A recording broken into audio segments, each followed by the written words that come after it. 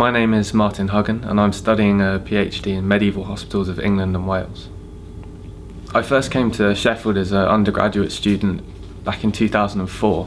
The main reason was because of the city. At that point, the feel of the city was complementary to what I wanted from my university experience, and also the department was excellent. It's one of the best in the country and was back then, and I felt that it would give me the best start in archaeology. I gained my undergraduate degree in 2007, and I moved down to Southampton to study a master's down there, and then went into a professional career in commercial archaeology, working for a number of units across the country.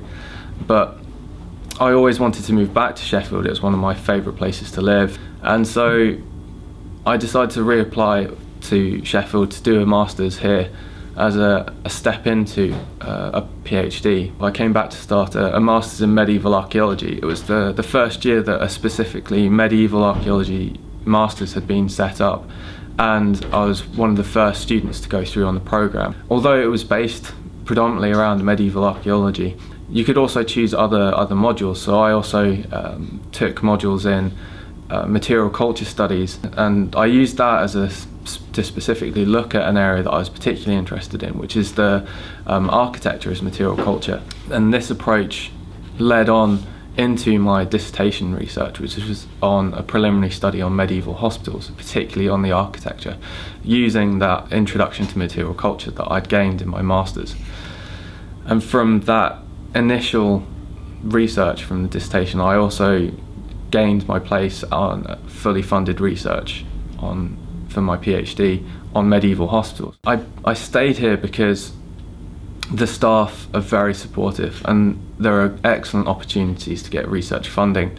And the facilities here, whatever you want to try and get into, be it material culture or osteology, zooarchaeology, experimental work, you can do it all. There's staff and facilities that help you do those aspects that might be pertinent to your studies. And there's also a wide range of survey equipment that's available for use by the students. Excellent facilities for any research student to really get into their research and do something new that hasn't been done before.